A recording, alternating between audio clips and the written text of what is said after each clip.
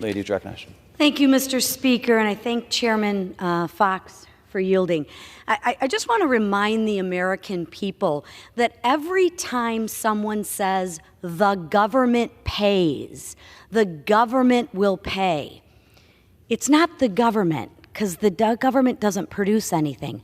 When they refer to the government, they refer to you, the American taxpayer, will pay. The government doesn't pay, the American taxpayer pays. So I want to clear that up just to make sure every time we hear the government will pay, that's really the hardworking American people. The government is just choosing how they spend the American taxpayers' money. But, Mr. Speaker, I rise support of this House Joint Resolution 88, a Congressional Review Act resolution of disapproval I introduced to block President Biden's extreme student loan giveaway. This new regulation, ironically dubbed the SAVE Plan, is the most expensive regulation in our nation's history and is a backdoor attempt to ram the administration's socialist free college fantasy down the throats of hard-working taxpayers. It's their money. According to the Wharton School budget model, this plan will cost as much as $559 billion over the next decade, far exceeding the price tag of the president's illegal student loan bailout ruled unconstitutional by the Supreme Court.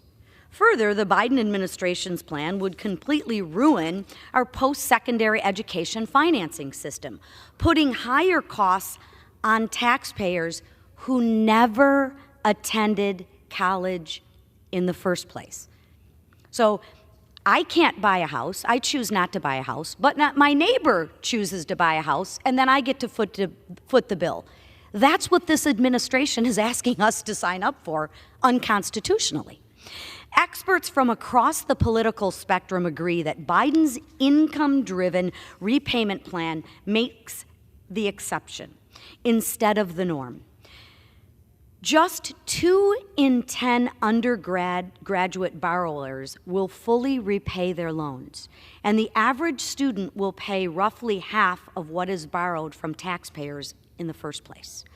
Not only does this plan shift the cost of loans from the borrower, the person who actually took out the loan, it shifts the cost to the person who never took the loan out to begin with, the taxpayer, the hardworking taxpayer.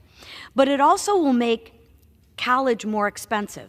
Under the president's plan, colleges will continue to increase prices and force students to actually have to borrow more that they don't need to repay, knowing that this is ultimately the hardworking taxpayers who will foot the bill. The Congressional Budget Office even estimates that the SAVE plan will increase student borrowing by $100 billion over the next decade. Increasing costs by $100 billion, I'm not sure what's saving in that. In other words, the president is forcing through the most expensive regulation in history, increasing prices to attend college. Well, that doesn't make any sense. And then telling taxpayers, many of them who didn't attend college, or if they already did attend college, they get to pay off their loans and somebody else's loans.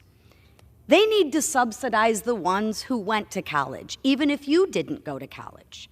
This is unfair and unconstitutional. The Biden administration is more concerned with scoring political points with his base through executive rule than actually fixing the student loan issue.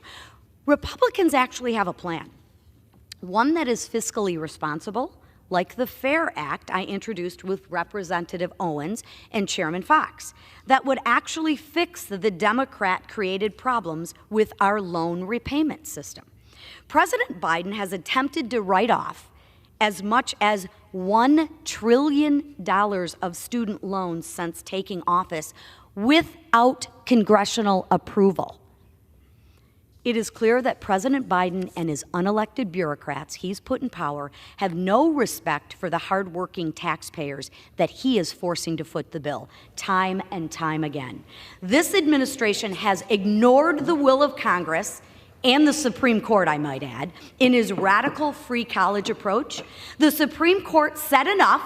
The Education and Workforce Committee said enough. Now it's time for the House to say enough. I strongly urge my colleagues to vote yes on H.J. Res. 88, reaffirm the Congress's constitutional power of the purse, and defend the taxpayers in this country. Time has expired. I yield back. Thank you.